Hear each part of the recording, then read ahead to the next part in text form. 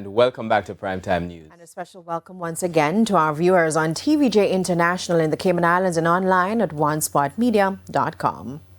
Up first this evening, the cold front sweeping across Jamaica is already stifling fishing villages that were already battered by Hurricane Melissa in sections of St. James. Now, the fishers told TVJ News that they have lost critical gear and fishing equipment as the weather conditions worsen. As Kalisha Williams reports, with the cold front expected to pass the country on Wednesday, fishers fear the potential fallout could be significant. These fishermen at the River Bay Fishing Beach in St. James have not been able to go to sea for days now. The cold front affecting the island since Saturday has brought strong winds, rain and bad weather at sea. Everything just done. Cut off, breeze, water. Right now, she want to wash me right now, but right now, I'm not telling the truth, I have to deal with the fret. They are worried because most of their fish pots are at sea and the water has been rising significantly, posing a threat to the already vulnerable fishing beach. If we just go and ride out the storm, after the storm, we will be calm. So if we just go and wait till the storm come through, we'll go back out and see so we can go and see again, So that's how things set. So did your man used to take up the stuff?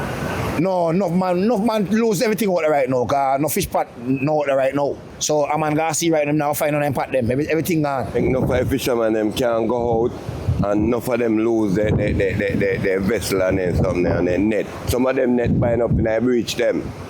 So these things, well, I don't know. Somebody have to come and put like a solution to the problem. And the rough sea is also dumping a lot of debris on the fishing village, threatening the vessels that they managed to save. They told us that they have had to keep a close eye on the boats since Saturday, leading to many sleepless nights. When this done, the whole heap of garbage, whole heap of boat there, we gone down in the water and them thing there. So we have to get help to put back things together.